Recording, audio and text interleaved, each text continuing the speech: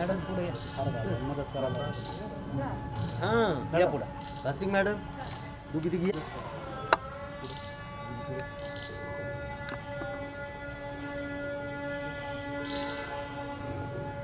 वर घेत वर जाऊन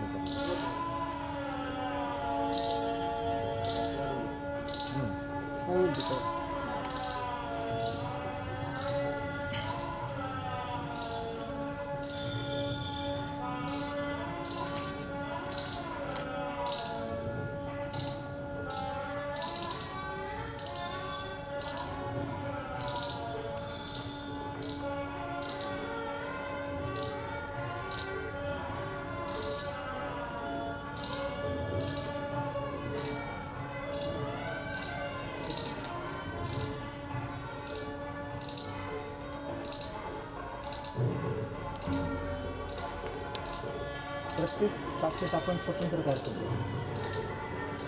यावेळेला फक्त मुलं नाही आणि मुलं नाहीत तर ते कार्यक्रमाचं म्हणजे सगळं जी शक्ती आणि व्याप्ती ते मुलंच असतात. आत्ताच्या कार्यक्रमाला सगळे मुलं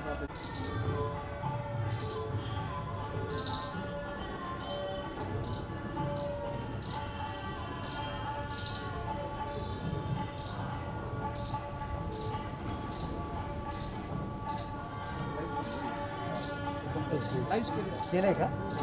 हो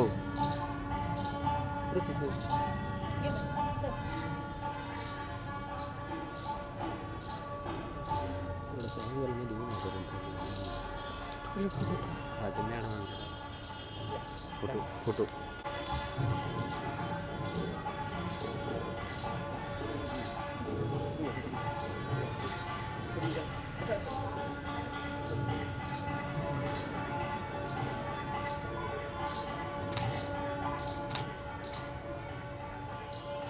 लक्ष्मणरावजी बिटाळ सर, आमच्या विद्यालयाचे प्राचार्य आदरणीय श्री आयर सर, उपप्राचार्य आदरणीय श्री आडाव सर, पर्यवेक्षिका सौभाग्यवती बालसिंग मॅडम, गरुड मॅडम, उपस्थित सर्व प्राध्यापक, शिक्षक बंधू भगिनी आणि यूट्यूबच्या माध्यमातून या कार्यक्रमाशी जोडले गेलेले सर्व सन्माननीय पालक, विद्यार्थी, आमच्या संस्थेवर प्रेम करणारे, काकडे कुटुंबियांवर प्रेम करणारे स्नेही, आपल्या सर्वांचं मी या पुण्यस्मरणाच्या निमित्तानं हार्दिक हार्दिक स्वागत करतो. कॉम्रेड आबासाहेबांचं पुण्यस्मरण म्हणजे आमच्या शैक्षणिक समूहाच्या दृष्टीनं एक भावस्पर्शी, नवसंकल्पाचा आणि ऊर्जा प्रेरणा देणारा असा हा प्रेरणादायी कार्यक्रम. आजच्या या ऊर्जावान आणि प्रेरणादायी कार्यक्रमाचं प्रास्ताविक आमच्या विद्यालयाचे प्राचार्य आदरणीय श्री आयर सर यांनी करावं अशी मी आपल्याला विनंती करतो.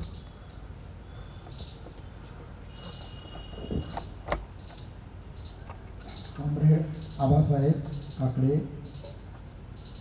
निर्मलाताई काकडे यांच्या पावन स्मृतीला प्रथम मी विनम्र अभिवादन करतो. आज 9 ऑक्टोबर आबासाहेबांचा स्मृती या निमित्ताने विद्यालयाच्या या व्यासपीठावर उपस्थित आपल्या शेवगाव तहसीलच्या तहसीलदार सन्माननीय अर्चना पागिरे मॅडम, आमच्या संस्थेचे अध्यक्ष ॲडव्होकेट शिवाजीराव काकडे, आबासाहेब काकडे शैक्षणिक समूहातील शिक्षण विभागाचे प्रमुख प्राध्यापक लक्ष्मणराव बिटाळ सर आणि यूट्यूबच्या माध्यमातून हा कार्यक्रम पाहत असलेले, सहभागी होत असलेले विद्यालयातील सर्व विद्यार्थी, त्यांचे पालक, या सर्वांचं प्रथमतः मी या ठिकाणी विद्यालयातर्फे सर्वांचं स्वागत करतो. आबासाहेबांचा स्मृतिदिन हा आमच्या सर्वांसाठी अत्यंत स्फूर्ती देणारा, ऊर्जा देणारा असा हा कार्यक्रम. या कार्यक्रमातून मिळणारी ऊर्जा आम्हाला वर्षभर कार्यरत ठेवत असते आणि म्हणून अतिशय मनापासून अगदी भावनिक पातळीवर हा कार्यक्रम साजरा केला. मागील वर्षी यात भव्य अशा क्रीडांगणावर 4,500 विद्यार्थी आणि पालकांसमवेत हा कार्यक्रम साजरा झाला. परंतु 15 मार्च 2000 पासून कोविड-19च्या पार्श्वभूमीवर निर्माण झालेल्या या परिस्थितीमुळे शासनाच्या सर्व नियमांचं पालन करत या ठिकाणी हा कार्यक्रम ऑनलाईन आणि शासनाने ठरवून दिलेल्या व्यक्तींच्या मर्यादेत हा कार्यक्रम साजरा होतो. आबासाहेबांचं उत्तुंग असं व्यक्तिमत्व. आबासाहेबांबद्दल बोलणं म्हणजे सूर्यासमोर काजवा अशी माझी अवस्था. आबासाहेबांनी अनेकांचे संसार, अनेकांचे प्रपंच अगदी व्यवस्थितरित्या केलेले आहेत, लावलेले आहेत, मार्गी लावलेले आहेत. या विद्यालयाचा 44 वर्षापूर्वीचा मी एक विद्यार्थी, इयत्ता 7वीला मी या विद्यालयामध्ये आणि 8वी ते 10वी मी याच संस्थेच्या श्रीराम विद्यालय ढवळगाव या ठिकाणी मी देखील शिक्षण घेतलेलं आहे. एक सामान्य कुटुंबातला विद्यार्थी आज तुमच्यासमोर या भव्य अशा विद्यालयाचा मुख्याध्यापक म्हणून तुमच्यासमोर मी उभा राहण्यामध्ये आबासाहेबांचा हातभार नव्हे, आबासाहेबांची प्रेरणा. कदाचित ही विद्यालये नसती तर मी शिकवू शकलो नाही. आणि मग यापूर्वी म्हणजे स्वातंत्र्यपूर्व काळात तर परिस्थिती किती विचित्र असावी. अशा परिस्थितीमध्ये आबासाहेबांनी समाजांच्या गरजा ओळखून स्वतःच्या बुद्धिमत्तेचं, श्रमाचं सर्व योगदान स्वतःसाठी न वापरता समाजासाठी वापर. आबासाहेब कुशाग्र बुद्धीचे होते. प्रचंड अशी त्यांची स्मरणशक्ती होती. सर्व विषयातला सखोल असा अभ्यास होता. प्रामाणिकपणा होता. आणि सर्वात महत्त्वाचं म्हणजे स्वतःच्या कष्टावर आणि श्रमावर त्यांचा प्रचंड विश्वास. आणि त्यातून एका मंगरूळसारख्या खेडेगावात जन्माला आलेल्या व्यक्ती प्रचंड असं भरीव कार्य समाजासाठी, जे समाजातले वंचित घटक आहेत, या वंचित घटकांना न्याय देण्याचं काम आबासाहेबांनी अहोरात्र केलं. आणि मग समाजातील अनेक प्रश्न त्यावर त्यांनी अभ्यास करून शासनाशी हे प्रश्न शासन दरबारी मांडले. यातील काही घटना माझ्या समक्ष झालेल्या आहेत.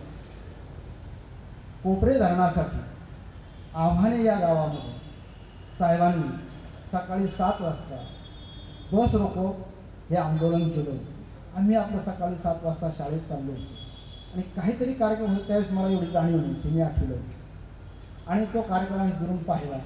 कार्यक्रम संपला. थोडा वेळच कार्यक्रम त्यांनी केला. तो गाडी अडवली, काय असेल त्यांचं ते कागदपत्र पूर्ण केले. अशा पद्धतीने हे प्रत्यक्ष मी सुद्धा कार्यक्रम पाहिजे. असं आबासाहेबांचं हे जीवन समाजाप्रती अर्पित. तीच धारणा आज विद्यमान या संस्थेचे अध्यक्ष ॲडव्होकेट शिवाजीराव काकडे, जिल्हा परिषद सदस्य तो हजराताई काकडे ह्या देखील तेवढ्याच जोमाने करत आहेत. आम्हाला जी आता ऊर्जा मिळते, जी प्रेरणा मिळते, ही साहेबांच्या विचारातून मिळते. साहेब आमच्याशी चर्चा करतात.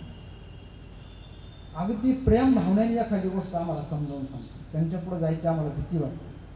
तर ते सांगतात भिवू नका, समजावून घे, चुका होत असतात. एवढ्या प्रेमानं ते आम्हाला आमच्या चुका आम्हाला गाईडलाईन देतात. आणि प्रत्येक कार्यक्रम अगदी शाळेतील छोट्या छोट्या गोष्टी, आत्ता साहेब एक 10-15 मिनटं अगोदर आले, त्यांनी सर्वत्र ते खाली बसले नाही, त्यांनी वेगवेगळ्या ठिकाणी नजर फिरवली, हे आपलं आहे, ते आपलं, हे करून घ्या, ते करून घ्या, अगदी योग्य पद्धतीने आम्हाला समजून सांगितलं. याची गरज काय, पुढच्या पिढ्यांना ह्या गोष्टी समजल्या पाहिजे.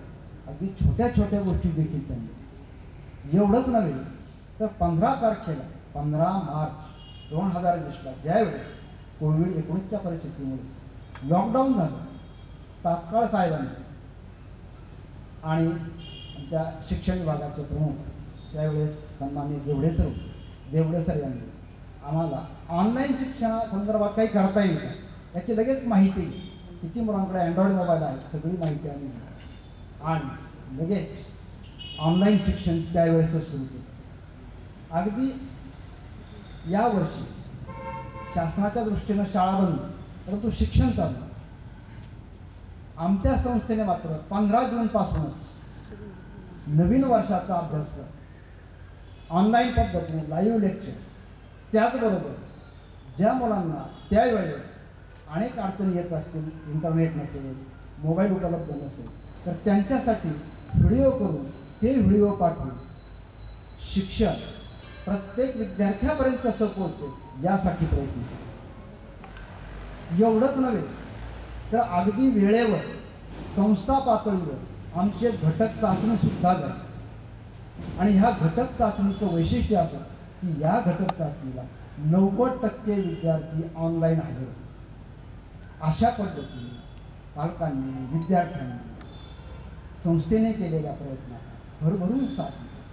आता जे काही 10% विद्यार्थी राहिलेले आहेत त्यांच्याकडे ही साधनं उपलब्ध नाही, त्यांच्यासाठी आम्ही त्यांच्यापर्यंत पोहोचू, त्यांच्यातून ऑफलाईन पद्धतीने ती चाचणी सोडली. एवढंच नव्हे तर आमचा अभ्यासक्रम जसं रेग्युलर शाळा सुरू असतात त्या पद्धतीनंच कव्हर होतं. अगदी प्रथम सत्र परीक्षेचं देखील आमचं नियोजन तयार झालेलं आहे.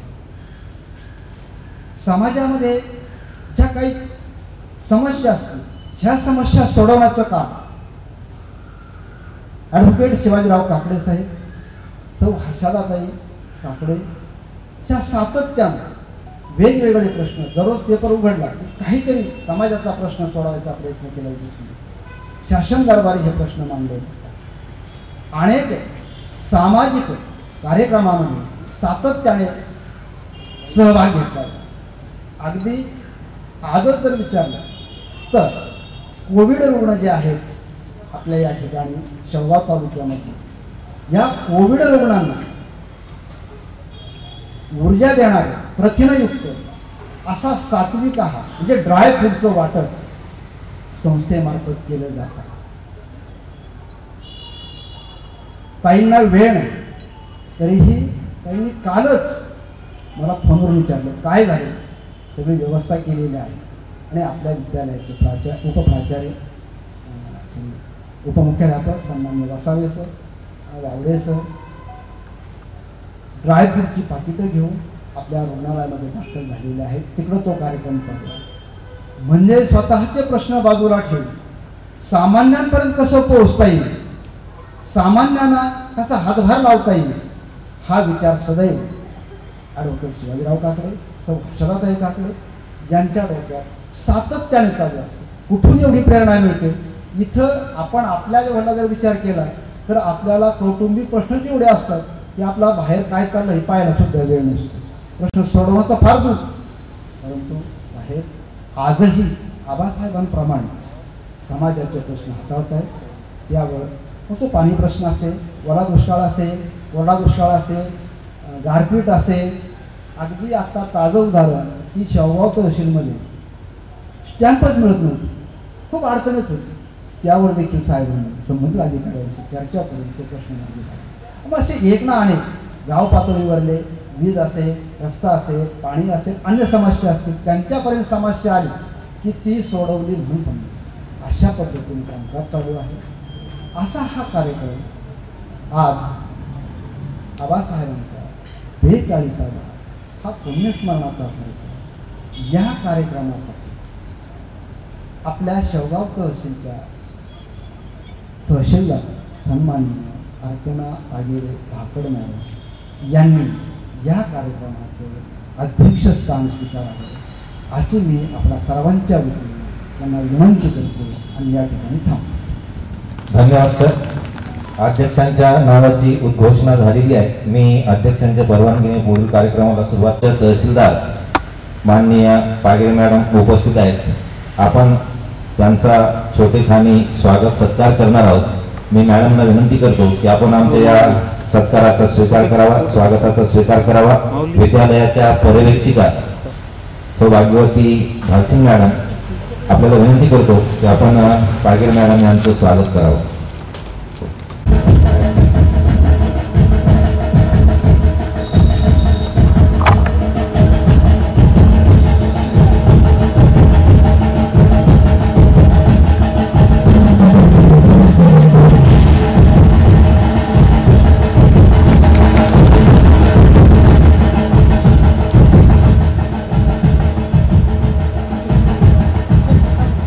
कार्यक्रमाचा थोडासा शिरस्ता बाजूला ठेवून कार्यबाहुल्यामुळे मॅडमला कर्तव्यावर जायचं आहे, तर मी मॅडमला विनंती करतो की आपण या अभिवादन सभेला संबोधित करावं. सन्माननीय व्यासपीठावर उपस्थित झालेले सर्व मान्यवर आणि या कार्यक्रमासाठी जमलेले माझे बंधू आणि भगिनींनो, थोडासा वेळ याभावी नामोल्लेख टाळत आहे, त्याबद्दल दिलगिरी व्यक्त करते. आज आपण या ठिकाणी स्वर्गीय आबासाहेब काकडे साहेब यांच्या पुण्यस्मरणाच्या कार्यक्रमानिमित्त एकत्र जमलेलो आहोत.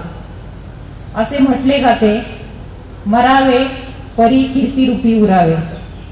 आज आबासाहेब आपल्यात नाहीये, परंतु कीर्तिरूपी आजही ते आपल्यात जिवंत आहेत.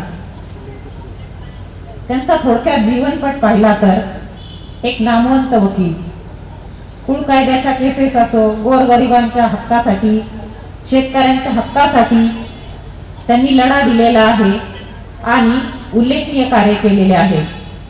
राजकारणात देखील शेतकऱ्यांच्या मागण्यासाठी, धरणासाठी, वेगवेगळ्या समस्यांसाठी ते शासन दरबारी नेहमीच आग्रही राहिलेले आहेत. जिल्हा परिषद, लोकल बोर्ड सदस्य ते अध्यक्ष हे वेगवेगळी पदं त्यांनी भूषवलेली आहे. अगदी विधानसभा असो, लोकसभा असो, इतर निवडणुका असो, त्यांनी आपल्या कार्याचा एक ठसा उमटवलेला आहे. अनाथांचा नाथ, शेवगाव, पाथर्डी, कर्जत, नगर या 4 तालुक्यांमध्ये त्यांनी गोरगरिबांची मुलं, मागासवर्गीयांची मुलं यांच्यासाठी वसतिगृह स्थापन करून शिक्षणाला मदत केलेली आहे. त्यांचं सामाजिक कार्य देखील उल्लेखनीय आहे. शिक्षणाची गंगा त्यांनी तालुक्यातच नव्हे तर जिल्ह्यातील वेगवेगळ्या तालुक्यांमध्ये पोहोच केलेली आहे.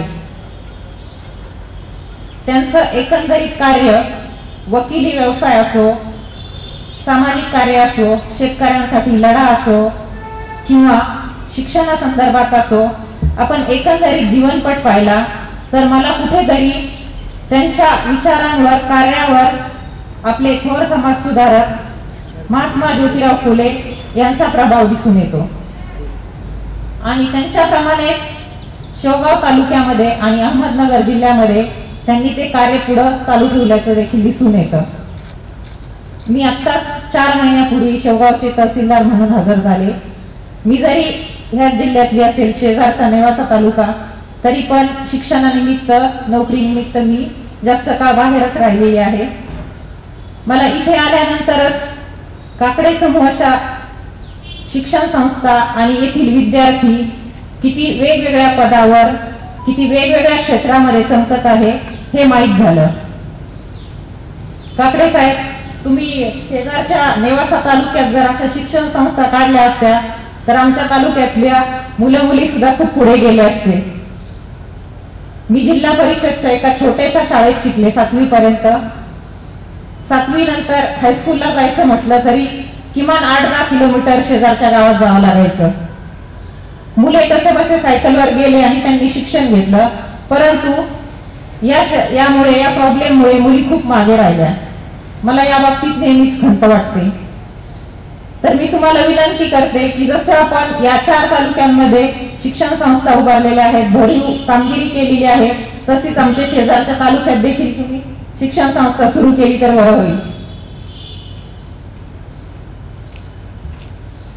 असो, जे आबासाहेबांचं कार्य होतं त्याचा पुढे वारसा हे काकडे दाम्पत्यांनी चालू ठेवलेला आहे.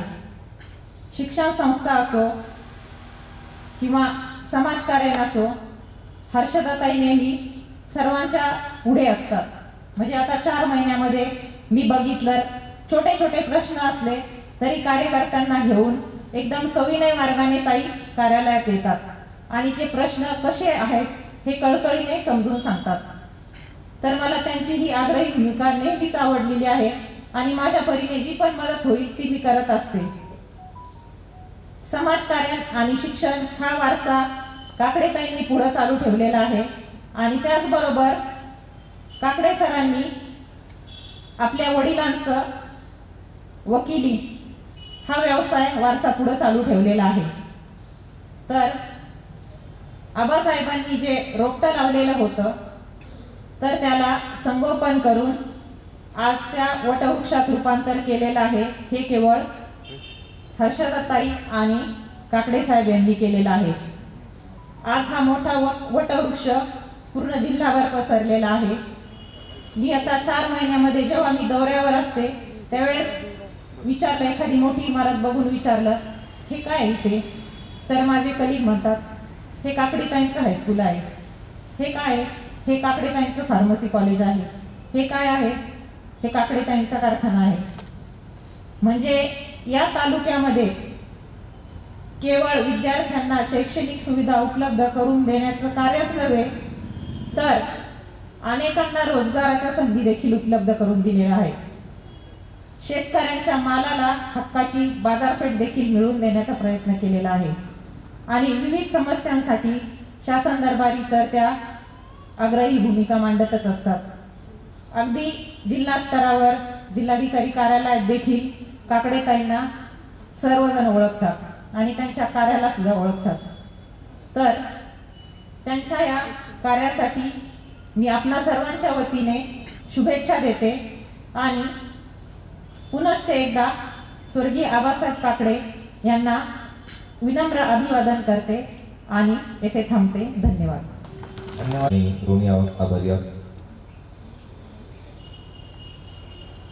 त्यानंतर या कार्यक्रमाच्या निमित्तानं कॉम्रेड आबासाहेबांप्रती कृतज्ञतापर 2 शब्द म्हणून आमच्या शिक्षकांचे प्रतिनिधी माननीय श्री BS गायकवाड सर हे आपलं मनोगत व्यक्त करत आहेत.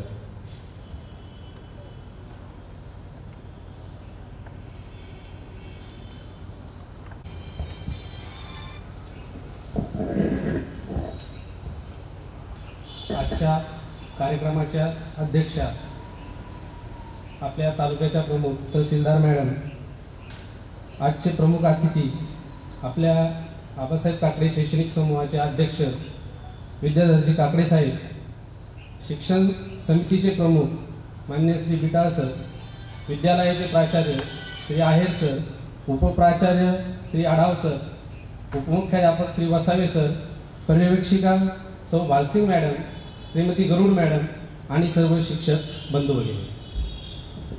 असं म्हणतात की चोरालाही चोरता येत नाही, चोरालाही चोरता येत नाही, राजालाही हिसकावून घेता येत नाही. 2 भावंडांमध्ये ज्याची वाटणी होत नाही आणि ज्याच्या ओझाने खांदे देखील वाकत नाही ते सर्वश्रेष्ठ धन म्हणजे विद्याधन. आणि त्या धनाचं दान करण्याचं पवित्र कार्य करण्याची संधी ज्या व्यक्तीमुळे आपल्याला या ठिकाणी मला आणि तुम्हाला सर्वांना मिळाली त्यांच्या पवित्र स्मृतीस प्रथमतः अभिवादन करतो. आज आपण कॉम्रेड आबासाहेब काकडे यांच्या 42व्या पुण्यस्मरणानिमित्त या ठिकाणी जमलेलो आहोत. थोडा मोठ्यांच्या जयंत्या साजऱ्या केल्या जातात. का साजऱ्या केल्या जातात? फक्त आणि फक्त त्यांच्या कार्याचा प्रसार व्हावा म्हणून, तर मुळीच नाही. तर आपण त्यांच्यापासून काहीतरी आदर्श घ्यावा, त्यांच्या अंगी असलेल्या चांगल्या गुणांचा अंगीकार करावा आणि आपल्या जीवनामध्ये वाटचाल करावी म्हणून जयंत्या आणि पुण्यतिथ्या साजऱ्या केल्या जातात आणि आपण त्याचा आपल्या जीवनामध्ये निश्चित अंगीकार केला पाहिजे. सर्वांना आता आबासाहेबांबद्दल बोलताना खूप मोठा प्रश्न माझ्यासमोर पडला की नेमकं बोलावं काय, कारण समोर बसणारे ऐकणारे सर्वांना आबासाहेबांबद्दल भरपूर माहिती आहे की आबासाहेबांचा जन्म मंगरुळ या ठिकाणी झाला.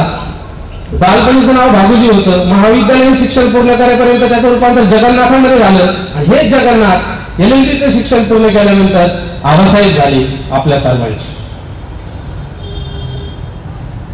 आबासाहेबांनी गोरगरीब मुलांसाठी शाळा बोर्डिंग काढला हे सर्वांना माहित आहे. पण आबासाहेबांपासून आज जर जे युट्यूबच्या माध्यमातून विद्यार्थी ऐकतायत त्यांच्यासाठी सांगतो की विद्यार्थ्यांनी काय आदर्श घ्यावा आबासाहेबांकडून. हे आबासाहेबांनी 90 वर्षापूर्वी दाखवून दिलं की आज कोरोना आजार आलाय, प्रत्येक जण इम्युनिटी वाढवा, व्यायाम करा. आबासाहेबांनी 90 वर्षापूर्वी सर्व विद्यार्थ्यांसाठी आदर्श निर्माण केला होता की नियमित अभ्यास आणि नियमित व्यायाम, आणि खऱ्या अर्थाने आज त्याची गरज आहे. म्हणजे आबासाहेबांकडून ही जरी गोष्ट सर्व विद्यार्थी शिकले तरी तुम्ही तुमच्या जीवनामध्ये निश्चित मोठ्या पदापर्यंत पोहोचू शकता. कारण विद्यार्थी दशा हीच खऱ्या अर्थाने तुमचं जीवनाला आकार देणारी दशा असते हे आबासाहेबांनी सांगितलं. आबासाहेब हे स्वतःसाठी कमी म्हणजे स्वतःच्या कुटुंबासाठी, ज्यावेळेस आबासाहेबांनी मी हे पुस्तक वाचलं त्यावेळेस आदरणीय साहेबांचं त्या ठिकाणी एक वाक्य आहे की आबासाहेब माझ्या वाट्याला फक्त 10% आणि समाजाच्या वाट्याला 90% आले. त्यावेळेस वाटलं की आज आपण आबासाहेब काकडे यांची पुण्यतिथी साजरी करतोय, समाज त्यांना ओळखतोय कारण ते समाजासाठी जगले. आज जर आपण विचार केला तर सर्वसामान्य माणूस हा स्वतःचं कुटुंब सोडून साधा शहराचा विचार करायला तयार नाही. त्या काळामध्ये त्यांनी समाजाचा विचार केला म्हणून ते श्रेष्ठ झाले. असं म्हणतात का, कोट्यावधी जगतात जीवाणू जगती आणि मरतात जणू गवताची पात. दररोज जगामध्ये कितीतरी लोक जन्माला येतात, मरतात, कोण कोणाची दखल घ्यायला मोकळं नाही. पण आज कॉम्रेड आबासाहेब काकडे यांचा आज आपण 42 एप्रिल स्मरण साजरा करत आहोत. आपण असू नसू, आपल्यासारखे किती येतील किती जातील, पण आबासाहेब काकडे यांनी जे केलेलं कार्य आहे ते अविरतपणे वर्षानुवर्ष शतकानुशतक चालत राहणार आहे. अशा पद्धतीचं कार्य त्यांनी केलं. सहज आपण विचार केला, आपल्या फक्त संस्थेचा विचार केला तर आज मी तिला 700 ते 750 कर्मचारी असतील. प्रत्येक कुटुंबातले 6 लोक जरी धरले, 700 गुणिले 6 4200 लोक होतील. 4200 लोकांची सध्या वर्तमान स्थितीमध्ये चरितार्थाची सोय फक्त आणि फक्त एका व्यक्तीमुळे झाली, ती म्हणजे कॉम्रेड आबासाहेब काकडे.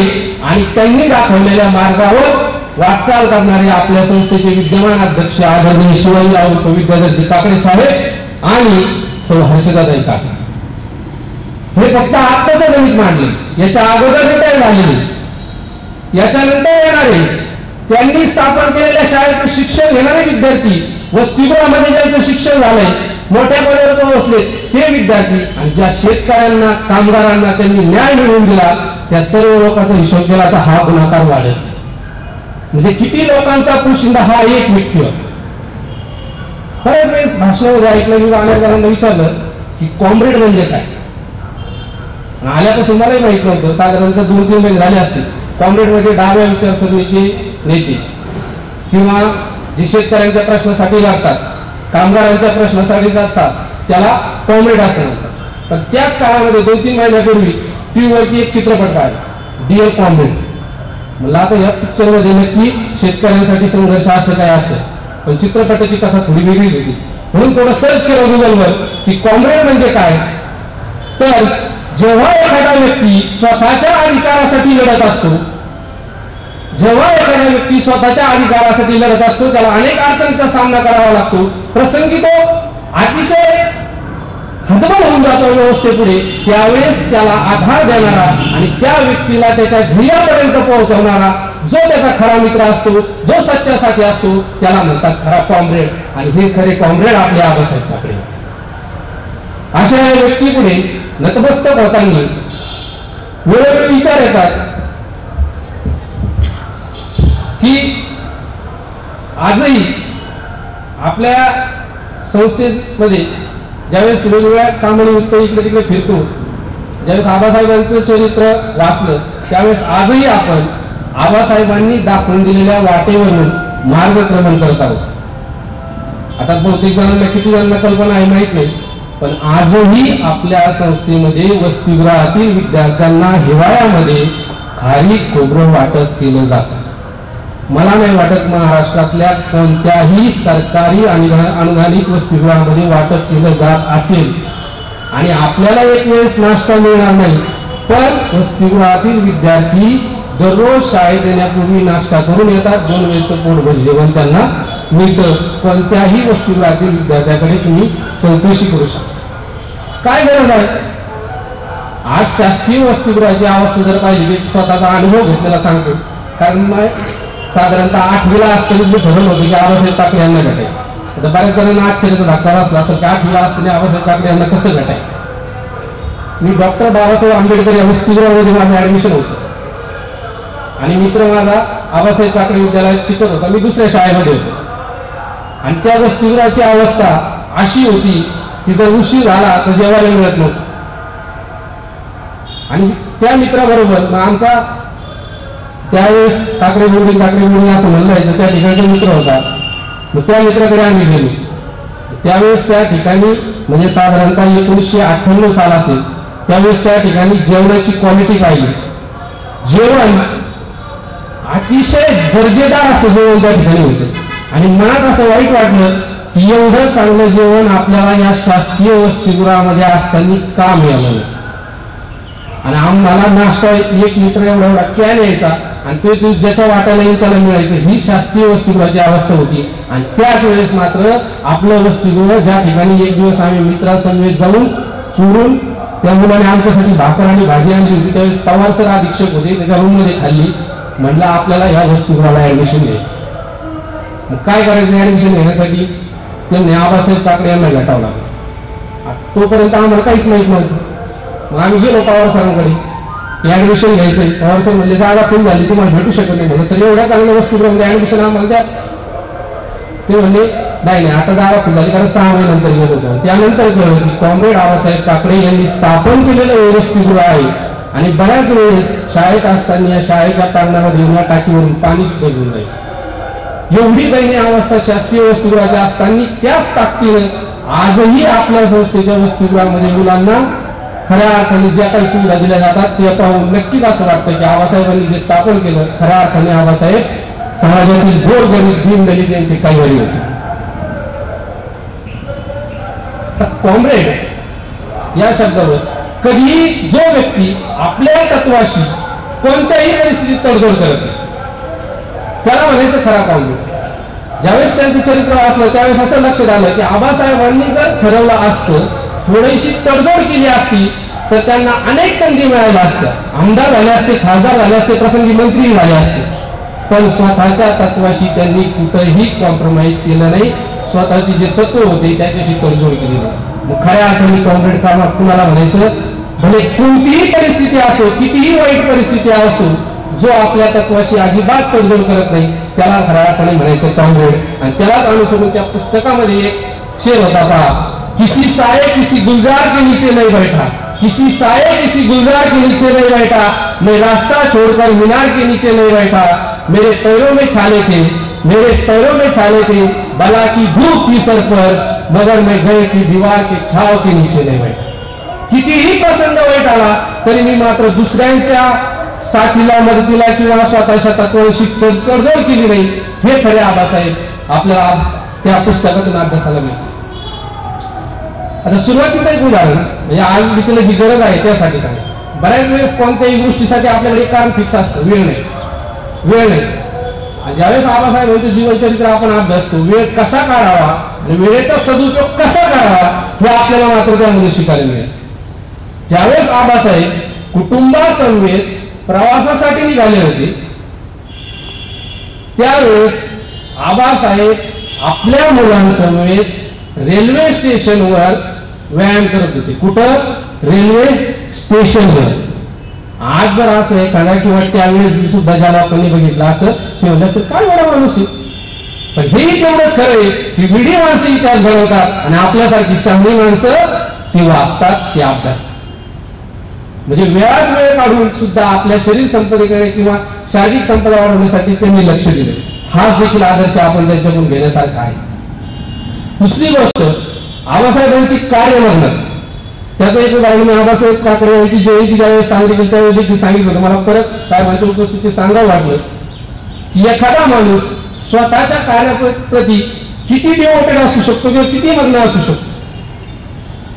ज्यावेळेस एखाद्या कामाच्या तंद्रीत ते चालतात, स्वतःचा मुलगा समोरून आलाय आणि त्यालाच प्रतिप्रश्न केला जातो की तू कोण, विचार करा त्या माणसाच्या डोक्यामध्ये किती विचार असतात, किती थिंकिंग चालू असेल, आणि त्यालाच जिनियस असं म्हटलं जातं. फक्त पुण्यस्मरणाच्या निमित्ताने त्यांच्या कार्याचा गौरव व्हावा किंवा त्यांच्या कार्याचा गौरव व्हावा यातून काही साध्य होणार नाही. तर खऱ्या अर्थाने ज्यावेळेस आपण आबासाहेबांकडून त्यांनी जे अंगीकारलेले गुण, यातील गुणांचा आपण अंगीकार करू आणि आपल्या जीवनामध्ये वाटचाल करू, ती खऱ्या अर्थाने आबासाहेबांसाठी आदरांजली. कारण जे कार्य केले ते तर आपण पुस्तकात वाचून कुणालाही सांगू शकतो, पण ते जे जीवन जगले ते जर आपण जाणण्याचा प्रयत्न केला तर नाही आबासाहेबांसारखे, पण निश्चित त्यांच्या वाटेवर चालणारे आपण एक व्यक्ती होऊ शकतो आणि त्यांचा आदर्श आपण आपल्या जीवनामध्ये नक्की घ्यावा. शेवटी पूर्ण आबासाहेबांचं जर जीवन बघितलं तर त्यांच्या पूर्ण जीवनाला अनुसरून कवी कुसुमाग्रजांच्या 2 ओळी आहेत, त्या 2 ओळीने त्यांना आदरांजली अर्पण करतो आणि माझे भाषण संपवतो. अनंत आमुची ध्येयासक्ती, अनंत आमुची आशा, अनंत आमुची ध्येयासक्ती, अनंत आमुची आशा, किनारा तुला पामराला, किनारा तुला पामराला. जय हिंद, जय भारत, जय काँग्रेस. त्यानंतर मी आपलं मनोगत व्यक्त करावं.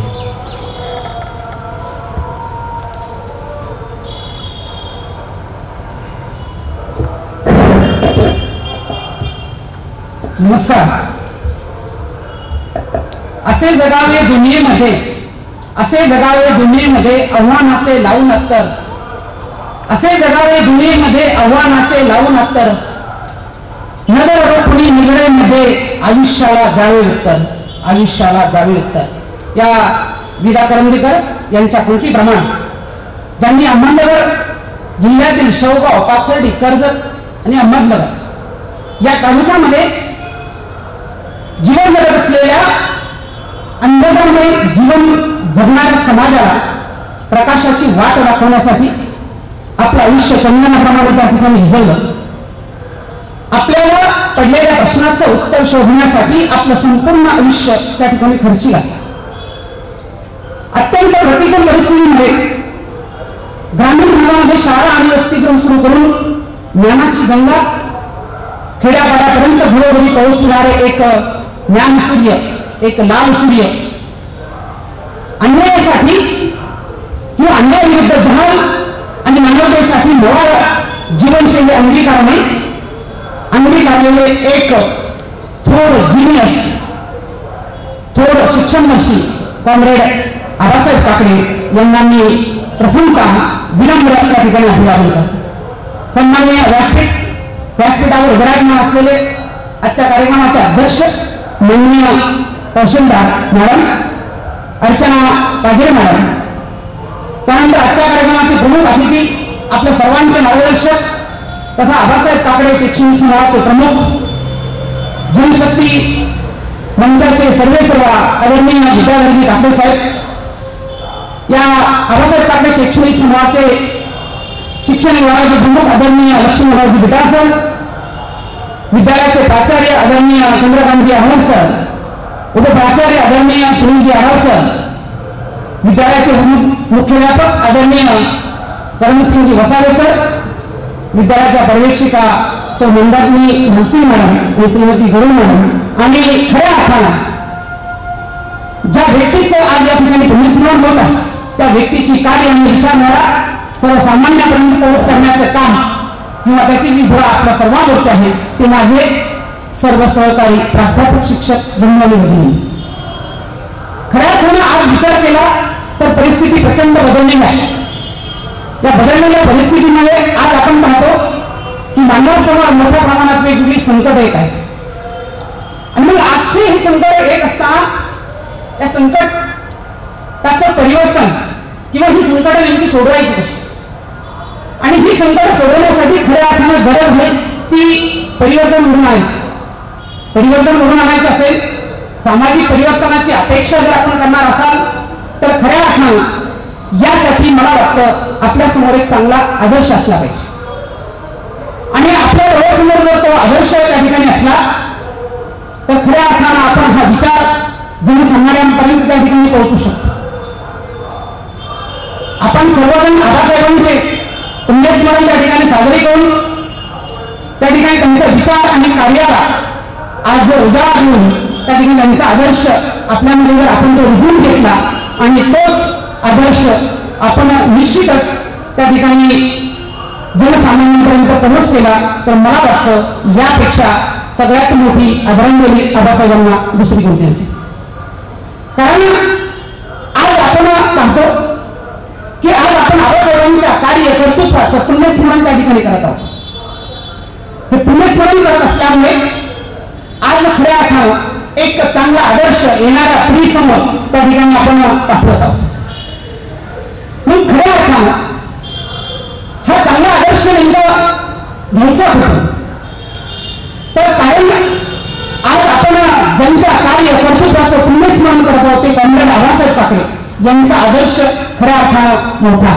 त्यांचा आदर्श विचार हा खऱ्या अर्थानं मोठा का म्हटला जातो तर त्यांचा आदर्श महाराष्ट्राचं दैवत छत्रपती शिवाजीराजे यांचा आहे.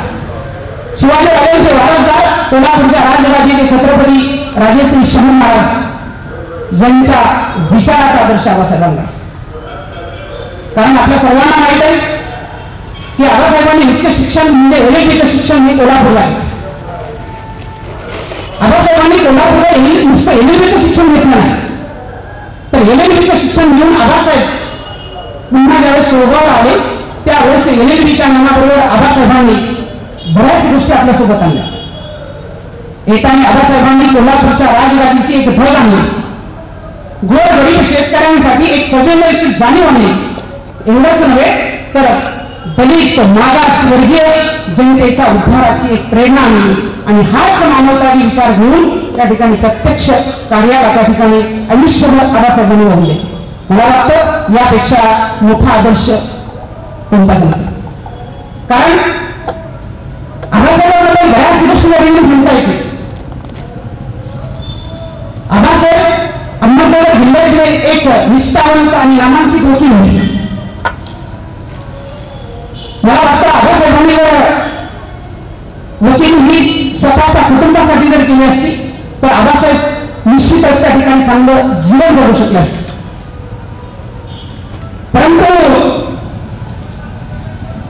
साहेबांनी त्यांच्या पुस्तकामध्ये आबासाहेबांचा उल्लेख जिनियस असा केलेला आहे. जिनियस म्हणजे वेगवेगळा माणूस आणि याच वेळानं वेळ आबासाहेब असं म्हणता येईल.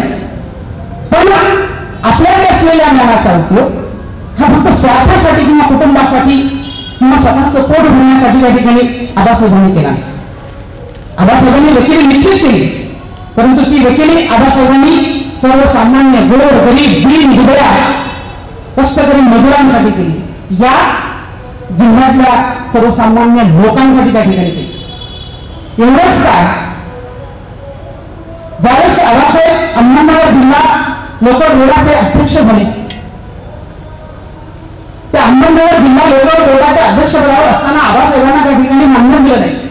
म्हणजे त्या अध्यक्षांना ते मानधन मिळत होतं. मला वाटतं की आबासाहेब ते मिळणारे जे मानधन होते ते मिळणारे मानधन स्वतःच्या कुटुंबासाठी खर्च न करता समाजासाठी कसं खर्च करता येईल यासाठी ते मानधन त्या ठिकाणी घेतल्यानंतर तेथे जाऊन आपल्या पक्षाच्या कार्यालयामध्ये त्या ठिकाणी जमा करत होते. मला वाटतं आपल्या महाराष्ट्रामध्ये ही पहिली आणि शेवटची व्यक्ती असेल की ज्या व्यक्तीनं आपलं एक बेटर ध्येय त्या ठिकाणी ठरवलं होतं आणि मला वाटतं हाच आदर्श त्या ठिकाणी आपण आपल्या समोर ठेवला पाहिजे.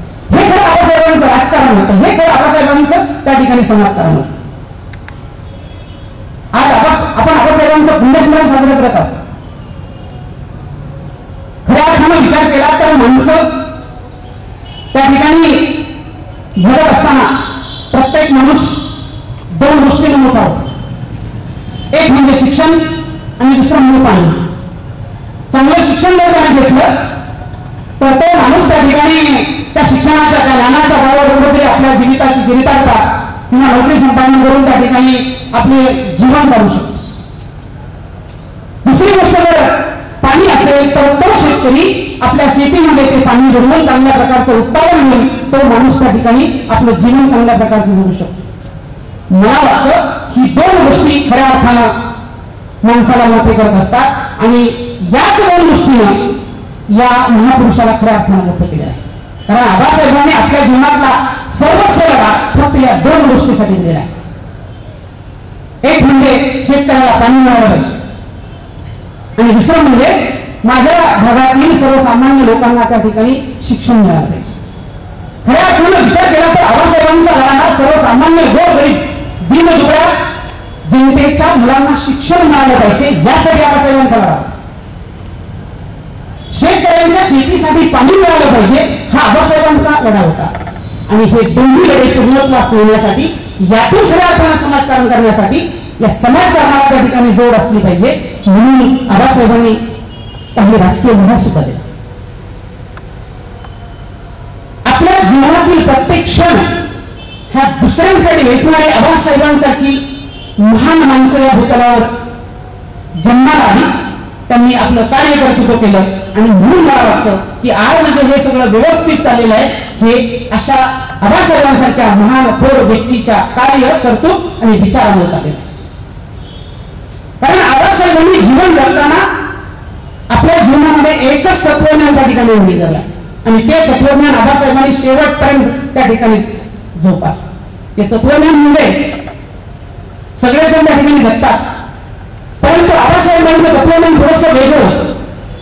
जगलास स्वतःसाठी जगलास तर मेलास, स्वतःसाठी जगलास तर मेलास पण दुसऱ्यासाठी मेलास तर खऱ्या अर्थाने तू जगलास हे तत्वज्ञान आबासाहेबांचं होतं आणि हे तत्वज्ञान आबासाहेबांनी आयुष्यभर त्या ठिकाणी सोडलं नाही.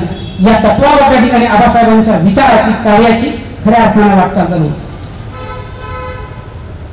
आबासाहेबांनी अहमदनगर जिल्ह्यातील शेवगाव, पाथर्डी, कर्जत आणि नगर या तालुक्यामध्ये सुरू केली ती वस्तीवाढीची. अनेक वर्ष आबासाहेबांनी कोणत्याही प्रकारे शासनाचं अनुदान नसताना ही वसतिगृह अत्यंत ताकदीनं आणि जोमाने चालवली. आत्ताच माझे मित्र गायकवाड सरांनी त्याबद्दल आपल्याला माहिती सांगितली. म्हणजे त्यावेळेस शासनाचं अनुदान नसताना सुद्धा पदर न करून स्वतःच्या कुटुंबासाठी स्वतःच्या जीवन चरित्रासाठी मिळालेली रक्कम त्या ठिकाणी या संपूर्ण निर्मलनगर शेवगाव यांनी प्रथम आणि द्वितीय क्रमांक मिळवलेला आहे. त्यासाठी भरघोस असं बक्षीसही आपण ठेवलेलं होतं.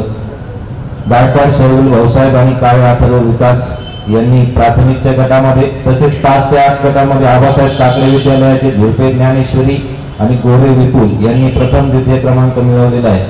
तर 9 ते 12 या गटामध्ये आबासाहेब काकडे विद्यालयाच्या 9वीची विद्यार्थिनी मस्के मधुरा सुरेश हिनं द्वितीय क्रमांक मिळवलेला आहे. सर्व स्पर्धकांचं मी अभिनंदन करतो आणि मान्य साहेबांना विनंती करतो की आपण या अभिवादन सभेला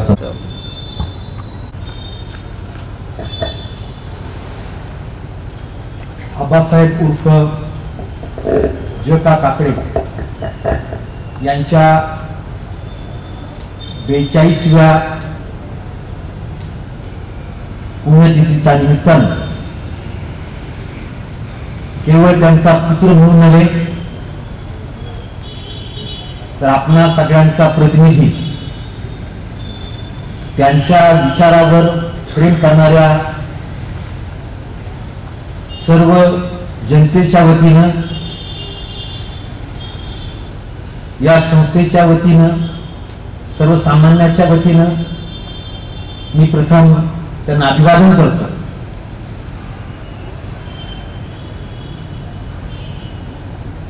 कार्यक्रमास ज्यांनी अध्यक्षपदाची धुरा सांभाळून संबोधित केलं अशा शेवगावच्या तहसीलदार पागिरे मॅडम, या विद्यालयाचे प्राचार्य आहेर सर, उपप्राचार्य वसावे सर,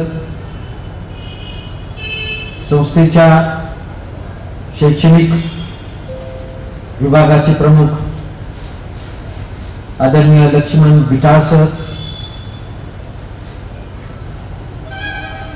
फार्मसी कॉलेजचे कोऑर्डिनेटर दसपुते सर, HRD विभागाचे प्रमुख पालवे सर, विद्यालयाचे पर्यवेक्षिका, कार्यक्रमाला आवर्जून उपस्थित असलेले संस्थेचे माजी कर्मचारी. बऱ्याचदा असं घडतं की निवृत्त झाल्यानंतर माणसं त्या संस्थेशी संबंध कमी करतात, परंतु इथं काही माणसं उपस्थित आहेत की निवृत्त होऊन देखील ते या कार्यक्रमाला आवर्जून उपस्थित राहिले आहेत. बोरसर असतील, तांबे असतील, बनसोडे असतील, मानेसर असतील.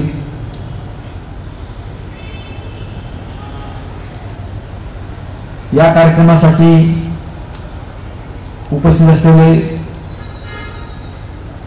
सर्व अध्यापक वर्ग, अध्यापक भगिनी आणि दूरवरून हा कार्यक्रम, या कार्यक्रमाचा आनंद घेणाऱ्या, कार्यक्रम पाहणारे माझे सर्व विद्यार्थी, बालगोपाळ बंधू, पत्रकार बंधू, मला असं वाटतं की सलग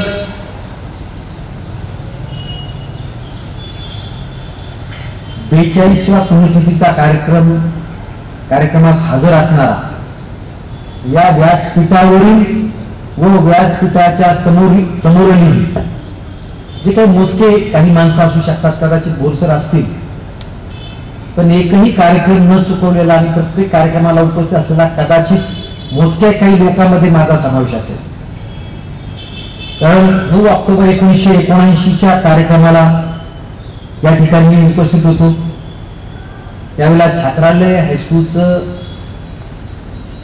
नामांतर हे भगवान बाबांची गाडी चालवणारे भीमसिंग महाराज, भाई सत्ता, कॉम्रेड दत्ता देशमुख व आबासाहेबांचे सर्व तत्कालीन सहकारी मित्र यांच्या उपस्थित जो कार्यक्रम झाला त्याही कार्यक्रमाला मी होतो. आणि सलगपणे त्यांच्या गुणगौरवाचा कार्यक्रम सातत्यानं पाहण्याचं भाग्य हे मला लाभलेलं आहे. त्यामुळे मी खऱ्या अर्थानं भाग्यवान समजतो.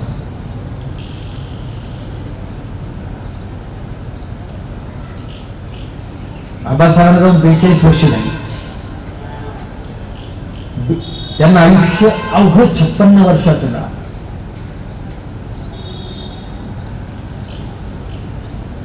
माणूस किती जगला, किती वर्ष जगला यापेक्षा तो कसा जगला याला तितकंच महत्व असं मला वाटतं.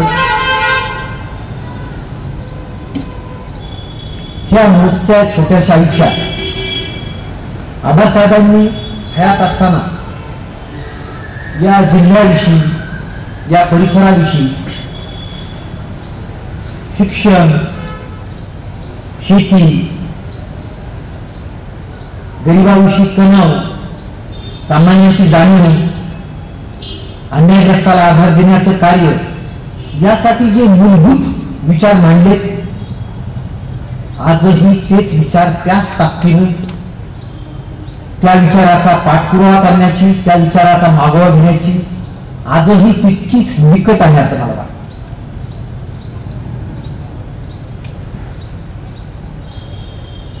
शेतकऱ्यांसाठी त्यांनी या तालुक्यातील जिराट भागाच्या पाण्यासाठी जो काही विषय मांडला त्यातलं कोपरे धरण जोडून दिलं, ते रद्द करण्यात आलं. लाडवापर्यंतचा पाण्याचा विषय तो रद्द झाला. राहिला विषय ताजनापूर, मग तोच विषय गेल्या 20-25 वर्ष सातत्यानं माझ्यासारखा कार्यकर्ता लावून धरतोय. निश्चित जवळ आलं परंतु गाठलं गेलं नाही. आणि शेवगाव तालुक्याच्या पाणी प्रश्नावर शेवगाव बाथुडीच्या पाणी प्रश्नावर त्याचा एक सलग अभ्यास असावा आणि त्याच्याविषयी लिखाण कारवाई या हेतून मी 1-2 वर्षापासून सर्वेक्षण हाती घेतलं आणि पाहणी करता करता एक दिवस माझ्या असं लक्षात आलं की ताजनापूर लिफ्ट टप्पा क्रमांक 1 पूर्ण झालंय, पण 75 कोटी रुपयाचा खर्च होऊन देखील त्या पाण्याचा वापर अद्यापर्यंत झाला नाही. ते तसंच राहिलं. खर्च झालाय, सगळं झालंय, पाणी जसंच्या तसं. मग योग्य वेळी योग्य टप्प्यात तो विषय मी योग्य व्यक्तींकडे मांडला आणि आता ह्या लॉकडाऊनच्या काळात शांतपणे आम्ही त्याचा पाठपुरावा केलाय. आबासाहेबांच्या या पुण्यतिथीच्या निमित्तानं मला आनंदानं सांगावंसं वाटतं की प्रथमच आखेगाव, थाट, वाडगाव, मुर्शदपूर, सालवडगाव, खरडगाव, हसनापूर, वरुड खुर्द, वरुड बुद्रुक या 10 गावाचा समावेश करण्याच्या संदर्भात प्राथमिक नकाशा शासनानं तयार केलेला आहे. कुठेतरी ही गावं नकाशावर आणण्यामध्ये यश आहे. मला असं वाटतं की हे यश माझं नाही, की ज्या अंतःप्रेमीनं आपण आबासाहेबांचं स्मरण करून कार्य करतो त्या प्रेमीनं त्या कामाकडं मला खेचून घेतलं आणि पहिल्या प्राथमिक स्वरूपात का होईना परंतु ही नकाशात ही गावं शासनाच्या रेकॉर्डवर आली. ज्यावेळेला हे लिफ्टचं पाणी ह्या 30 गावाला पोहोचेल ते मला असं वाटतं कळत नकळत आबासाहेबांचे पुण्यस्मरण एक वेगळ्या अर्थानं केल्याचा आनंद सर्वसामान्य जनतेला होणार आणि त्या आनंदासाठी मी आधी आहे. ते कार्य पूर्ण व्हावं यासाठी मी अत्यंत सजग अधिक आणि पूर्ण सामर्थ्यानिशी मी त्या विषयाबरोबर आहे. आबासाहेबांचं स्वतःचं शिक्षणच मुळात वसतिगृहात झाले. त्यांना हे माहित होतं की सर्वसामान्याची मुलं यांच्या डोक्यावर छत नसेल आणि पुढ्यात अन्नाचं ताट नसेल तर ही शिकणार असत. आणि त्या भावनेनं तहसीलदार मॅडम म्हटल्या त्याप्रमाणे की ज्याप्रमाणे महात्मा ज्योतिबा फुले यांनी स्वतःच्या वाड्यातच वसतिगृह सुरू केली आणि ज्ञानदानाचं कार्य सुरू केलं, तसंच जैन गल्लीमधल्या आपल्या वाड्यातच आबासाहेबांनी शेवगाव तालुक्यातलं पहिलं वसतिगृह सुरू केलं. ते स्वतः त्याचे रेक्टर राहिले आणि तिथून पुढं या संस्थेच्या कार्याची मूर्तभर खऱ्या अर्थानं वाढत गेली. आजचा काळ मुलांसाठी जरूर बोलेल की हा जगावेगळा काळ आहे की तुम्ही युट्यूबच्या माध्यमातून हा कार्यक्रम पाहताय, शिक्षण घेताय, परीक्षा देताय. मला असं वाटतं कोणतंही संकट एक संधी घेऊन येत असतं, नवीन विचार घेऊन येत असत आणि त्या संकटाकडं त्या अडचणीकडं एक वेगळ्या नजरेने पाहिलं तर नक्कीच याच्यामध्ये नवीन विकासाची द्वार, नवी संधी ह्या लपलेल्या असतात. मी ऑनलाईन शिक्षणाच्या माध्यमातून आपण तातडीने आपल्या संस्थेने नोंदणी केला. मला असं वाटतं की आपल्या संस्थेतील सर्व शिक्षक वर्ग, शिक्षकेतर कर्मचारी त्यांचं प्रत्येकाचं योगदान असतं. एकटाच माणूस काहीच करू शकत नसतो. त्या सगळ्यांनी मिळून एकत्रितपणे ज्या पद्धतीनं ऑनलाईन शिक्षणाची ज्ञानदानाची पद्धत अंगीकारली तर ती पद्धत मला अत्यंत कौतुकास्पद वाटते. आणि लक्षात आलं की ऑनलाईन शिकवणं हे वर्गावर शिकवण्यापेक्षा अधिक कठीण आहे. मी तुमचे पिरियड पाहतो कधी मध्ये, ते पिरियड पाहिल्यानंतर लक्षात येतं की वेल प्रिपेअर जावं लागतं, वेल प्रिपेअर राहावं लागतं. वर्गापेक्षा जास्त कष्ट हे ऑनलाईन ज्ञानदानाच्या कामामध्ये करावं लागतात, कारण त्याचं रेकॉर्डिंग होत असतं आणि ते मुलाला समजून सांगण्यासाठी जास्त मेहनत, त्याच्यात जास्त ॲक्युरेसी ही द्यावी लागते. त्यामुळं शिक्षकांचं देखील, प्राचार्यांचं, पदाधिकाऱ्यांचं, सगळ्यांचं मी या ठिकाणी कौतुक करतो, अभिनंदन करतो की माझ्या या शिक्षण संस्थेतील सर्व विद्यार्थ्यांना या कठीण काळात उत्तम प्रकारे ज्ञानदानाचं कार्य तुम्ही करीत आहात. आबासाहेबांचं पुण्यस्मरण आपण यासाठी करतो की हे कार्य, आबासाहेबांचे विचार हे पुढे नेण्यासाठी आपल्याला सातत्यानं नवीन ऊर्जा, नवीन ताकद, नवीन हिंमत ही आपल्याला असावी लागते. आणि मी पाहतोय की आबासाहेबांच्या प्रत्येक पुण्यतिथीचा कार्यक्रम हा आपण आतापर्यंतची आपली केलेली वाटचाल आणि पुढे जाण्याचा मार्ग याही अर्थानं पाहतो. ज्याला सिंहावलोकन म्हणूया की आपण आपला प्रवास कसा झाला आणि पुढचा आपला प्रवास त्यांच्या विचाराचा, त्यांच्या कार्याचा, त्यांचं कार्य पुढे नेण्याचा हा कसा, या दोन्ही पद्धतीने ज्यावेळेस विचार करतो तर मला असं वाटतं की बरीच तरुण मंडळी आबासाहेबांच्या कार्यामध्ये मला बरेच भेटतही नसतील. बरेच माणसं काम करतात, बाजूलाही राहतात, मला ती पण झाली. आणि ऑनलाईनवर ते पण बऱ्याच लक्षात आलं की ज्यांचं शिक्षणात, ज्यांच्या ज्ञानदानाविषयी माझ्या मनात काही शंका होत्या, तर प्रत्यक्ष त्यांचं मी काम त्या ठिकाणी पाहिल्यानंतर लक्षात आलं की खूप कष्टानं, खूप ताकदीनं ही माणसं स्वतःला प्रेझेंट करतात, मांडतात आणि आधुनिक पद्धतीने मांडतात. त्या सगळ्या शिक्षकांचं मी पुरुषा कौतुक करतो. आणि या निमित्तानं मला असं वाटतं की ऑनलाईन आणि ऑफलाईन याचं सुवर्णमध्य भविष्य काळात देखील आपल्याला साधावं लागणार. कोविडचं संकट आलं पण ते काय राहणार नाही, काही दिवसांनी निघून जाणार, कालावधी लागणार आहे, निश्चित कालखंड सांगता येत नाही, पण ते निघून जाणार. मग भविष्य काळात एक वेगळा वळण म्हणून, वेगळा मोड म्हणून या संकटाकडे पाहिलं तर ऑनलाईन शिक्षणाचे चांगले चांगले झालेले फायदे याचा कायमस्वरूपी समावेश शिक्षण पद्धतीत शासनाला, शिक्षण संस्थेला करूनच पुढे जावं लागणार. सातत्यानं स्वतःमध्ये योग्य तो बदल घडून आणणं आणि पुढे जात राहणं हेच प्रवाही जीवन असतं. आणि शिक्षण क्षेत्रामध्ये तर आज त्याची अत्यंत आवश्यकता आहे, गरज आहे.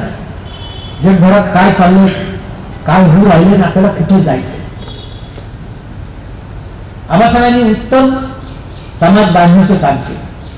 शिक्षण क्षेत्र हे त्यातला एक छोटासा भाग होता. मला चांगलं आठवतं की जुने सहकारी, जुने शिक्षक वर्गाला एकत्रित करून आबासाहेब त्यांना विविध देशातल्या राजकीय पद्धती, विविध इझम्स, हुकुमशाही, राजेशाही, मार्क्सवाद, लेनिनवाद, काँग्रेसची धोरणे याच्यावर विविध व्याख्यानं घडून आणली. मी लहान होतो, मला ते समजायचं नाही, परंतु ही शब्द माझे पक्के लक्षात राहिले की मला ते उत्सुकता राहायची की आबासाहेब विविध माणसं आणून ते काय सांगतायत, ही माणसं काय बोलतायत. म्हणजे शिक्षकांना एक समाजाचा अपरिहार्य भाग म्हणून, समाज बदलण्याचं साधन म्हणूनच आपण राहिलं पाहिजे. तुम्ही बघा, पहिली ज्यावेळेस लोकसभा झाली, या लोकसभेमध्ये समाजाचं परिवर्तन घडण्याची ताकद असणारे समाजात दोनच मुख्य घटक असतात, ते म्हणजे वकील आणि शिक्षक. पहिल्या संसदेत देखील वकिलांची संख्या फार ताकदीने मोठी होती. या देशाचं नेतृत्व देखील एका शिक्षकाने केलं आहे. त्यांच्या आपण जयंत्या, पुण्यतिथ्या का आपण करतोय, अगदी माजी राष्ट्रपती अब्दुल कलाम पर्यंत. म्हणजे शिक्षकाचं महत्व शिक्षकाने जर समजून घेतलं की मी नेमका कोण आहे, मी कसं वागलं पाहिजे, माझं बोलणं, माझं वागणं आणि माझं आचरण हे जेवढे जवळ असतील, कृती आणि युक्ती म्हणतात, तर तेवढं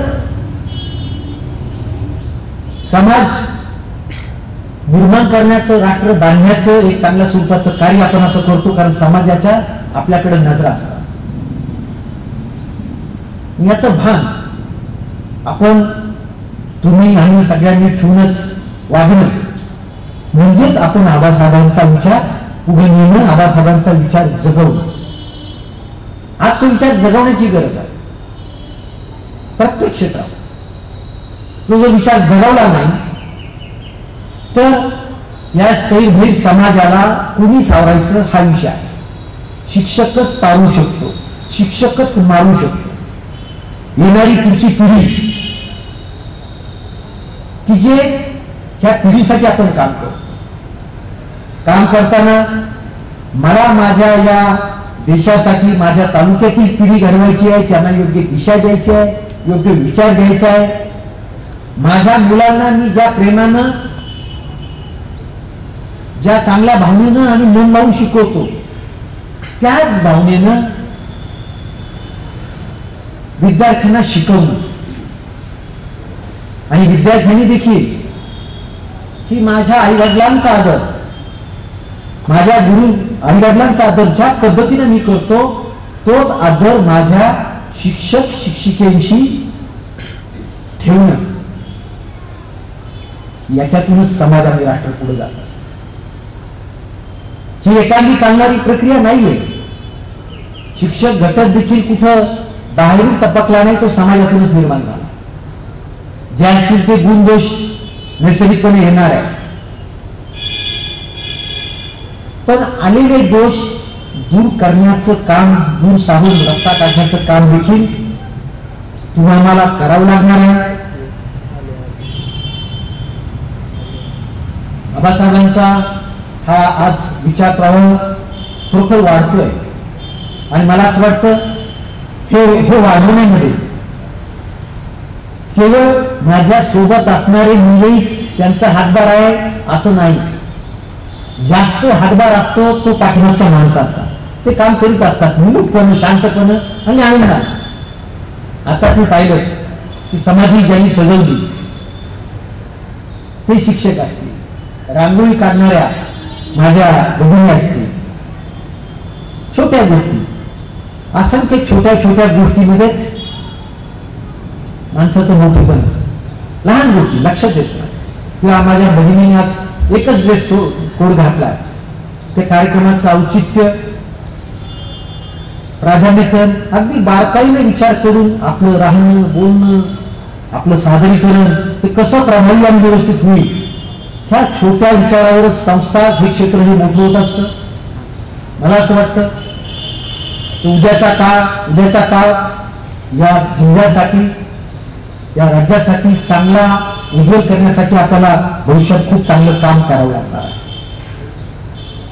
ज्यावेळेला माझ्या लक्षात आलं की ग्रामीण भागातला माझा सर्वसामान्याचा मुलगा, शेतकऱ्यांचा मुलगा, याला बिझनेस, व्यापार क्षेत्र म्हणजे याची काय फारशी ओळख नाही. आणि मग व्यापार उद्योग यातली मोजकीच घराणं पुढे जातात. सामान्यातलं कुणी पुढे जाऊ शकत नाही, कारण त्याचं मूळ बाळकडू हे मूळ संस्कार हे त्याच्यावर राहिलेच नसतात. आणि ही सृष्टी चालते ही लॉ ऑफ अट्रॅक्शनवर, लॉ ऑफ क्वांटम फिजिक्सवर, आकर्षणाच्या सिद्धांतावर सर्व सृष्टी चालते. ज्या गोष्टी आपण आकर्षित करतो, जे विचार आपण आकर्षित करतो, त्या प्रत्यक्षात उतरतात. मग हे बाळकडू ह्या ग्रामीण भागातील विद्यार्थी श्रीमंत होण्यासाठी, त्याला व्यापार उद्योग धंद्याचं वेगळं काही काम करण्यासाठी आपल्या शिक्षण संस्थेतील घटकांना, सदस्यांनी आबासाहेब काकडे कॉमर्स फाउंडेशन सुरू केले. फेब्रुवारी-मार्च पासून आपण ही योजना सुरू केली, जानेवारी-फेब्रुवारी पासून. परंतु कालखंड कोविडमुळे आता तो लांबलाय. हा कालखंड संपून गेल्यानंतर आपण नव्या ताकदीनं नव्या उमेदीनं याला आपण सामोरे जाणार आहोत आणि ग्रामीण भागातील सर्वसामान्यांचा मुलगा देखील टाटा बिर्ला अंबानी एवढा देखील मोठा होऊ शकतो, किंबहुना त्यांच्यापेक्षा मोठा होऊ शकतो, हे दाखवून देण्याचं कार्य आपल्या शिक्षण संस्थेला घ्यायचंय. या स्वरूपाचा कोर्स डिझाईन देखील आपण लोकांनी केला आणि आपण अभ्यास केला, माहिती घेतली. तर महाराष्ट्रात या स्वरूपाचा डिझाईन कोर्स कुठंच नाही. आपण डिझाईन केला प्राथमिक स्वरूपात आहे, मला माहिती आहे. पण कुठेतरी 1, 2, 3, 4 काढल्याशिवाय 100 पर्यंत आपण पोहोचणार नाही. त्या रस्त्याने चालल्याशिवाय गाव लागणार नाही. म्हणून आपण चालायला सुरुवात केली आणि मला असं वाटतं सक्षम मार्गानं योग्य मार्गानं समाज धनवान म्हणून श्रीमंत म्हणून सक्षम समाज सक्षम देश काय म्हणून हे देखील आपलं शिक्षकांचं शिक्षण संस्थेचं कार्य करतं. आपल्या प्राचीन संस्कृतीत असं पण सांगितलेलं आहे की निर्माण केलेलं धन हे पुन्हा वंचितासाठी मी दुसऱ्यासाठी अर्पण करू का. धन कशाला निर्माण करायचं? स्वतःच्या ऐश्वर्यासाठी नाही, दुसऱ्याचं ऐश्वर्य निर्माण करण्यासाठी, दुसऱ्याचं जीवन उजळून टाकण्यासाठी. हे धन ज्ञानाचं धन असेल, संपत्तीचं धन असेल, बुद्धीचं धन असेल, विचाराचं धन असेल, ह्या सगळ्या अर्थानं समाज पुढे नेण्याचं कार्य, पुढे नेण्याची शपथ आबासाहेबांच्या 42व्या पुण्यतिथीच्या निमित्तानं आपण घेऊया. आणि ज्या पद्धतीने आबासाहेब तुकाराम महाराजांचा अभंग जगले, आपल्या आबासाहेबांची जी वसतिगृह आपण चालवतोय, आता एकाने सांगितलं तर ते व्यासपीठावर सांगण्यासाठी नाही, ते प्रत्यक्ष आचरणासाठी. त्या मुलामध्ये स्वतःचं मूल पाहिलं तरच तुम्हाला आनंद होणार. स्वतःची कन्या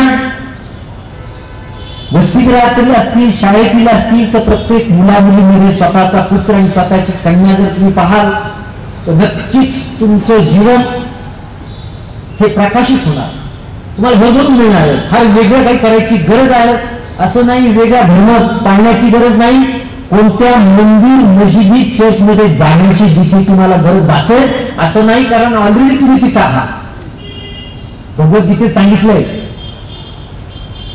की आपल्याला ईश्वरानं म्हणून दिलेलं कर्म हे पूर्ण झोकून देऊन कर. ते कर्म आणि तुम्ही एक होणं, त्या कर्माशी तुम्ही समर्पित होणं आणि मन लावून ते कार्य करणं म्हणजेच कर्मयोग. कर्मयोग दुसरा काही नाही, छोटीशी व्याख्या. मला असं वाटतं की हा कर्मयोग तुम्हाला मला साधायचा. आबासाहेबांच्या जीवनावर मागच्या वर्षीच आबासाहेबांनी हे पुस्तक आपण प्रकाशित केलंय. सांगायची आनंदाची बातमी अशी की शिप्रा शहाणे नावाच्या लेखिकेनं, की ज्या लेखिकेला मी अजून भेटलो नाही, पाहिलं नाही, किंवा माझी चर्चा पण नाही, त्यांनी कर्मयोगी आबासाहेब नावाचं पुस्तक मुलांसाठी छोटंसं पुस्तक लिहिलंय. त्याचा कच्चा ड्राफ्ट देखील आता आमच्या 2-4 जणांकडे खर्चेल सर, बेटाळ सर आणि माझ्याकडे आला. आणि याच संस्थेचे माझे विद्यार्थी, माझे मित्र अनंत कुलकर्णी यांनी देखील आबासाहेबांच्या जीवनावर एक छानपैकी पुस्तक लिहिलंय. त्याचं देखील प्रकाशन हे भविष्यात होणार आहे. हे आपण घडतं, फक्त मी मगाशी म्हटल्याप्रमाणे आपण चालत राहायचं. आता मला माहिती नसलेल्या गोष्टी त्या घडतात, कारण शहाणे मॅडम लेखिका मी त्यांना भेटलो नाही, कधी कोणावर चर्चा नाही, पाहिलं नाही.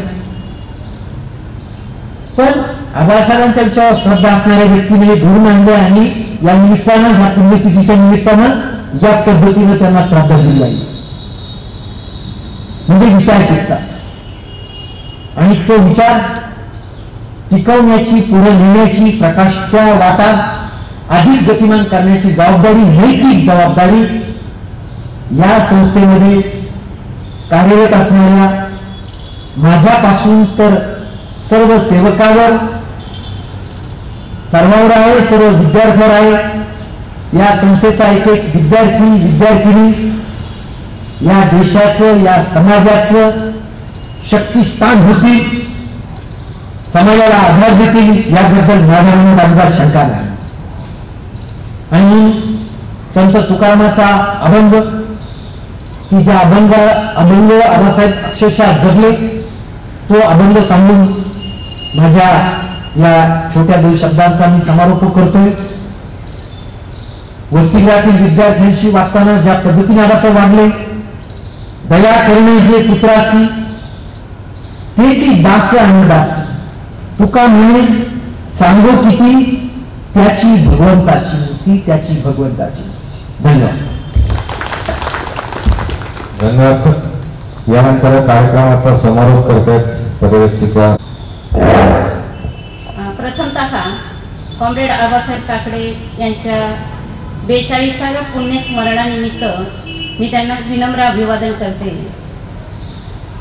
आज या कार्यक्रमासाठी शेवगाव तालुक्याच्या तहसीलदार सन्माननीय अर्चनाजी पागिरे मॅडम या ठिकाणी उपस्थित राहिल्या, त्याबद्दल मी त्यांचे आभार मानते.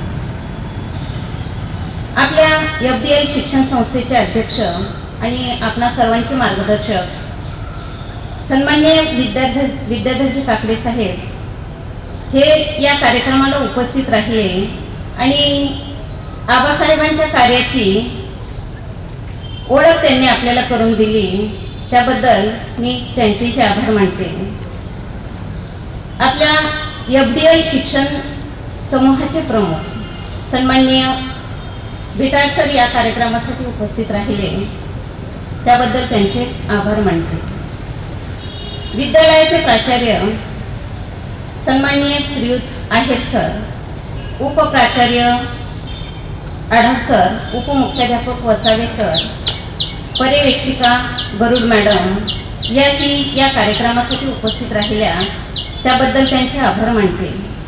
त्याचबरोबर पत्रकार बंधू, माजी शिक्षक आणि परिसरातील काही मान्यवरही या कार्यक्रमासाठी उपस्थित राहिले, त्यांचीही मी विद्यालयाच्या वतीनं आभार मानते. आपल्या FDL शिक्षण समूहाचे वेगवेगळ्या समित्यांचे प्रमुखही आज या ठिकाणी या कार्यक्रमासाठी उपस्थित आहेत, त्यांचेही मी आभार मानते. त्याचप्रमाणे हा कार्यक्रम यशस्वी करण्यासाठी आम्हाला मोलाची साथ देणारे माझे सहकारी शिक्षक बंधू भगिनी आणि शिक्षकेतर कर्मचारी यांचीही मी आभार मानते. आणि खऱ्या अर्थानं आज ज्यांची उणीव आपल्याला या कार्यक्रमासाठी जाणवते ते माझे विद्यार्थी मित्र की जे आज प्रत्यक्ष उपस्थित राहू शकले नाहीत, परंतु ऑनलाईनच्या माध्यमातून हा कार्यक्रम पाहत आहे. या मित्रांचेही मी आभार मानते. आणि आज फक्त या कार्यक्रमासाठी त्यांनी हजर राहून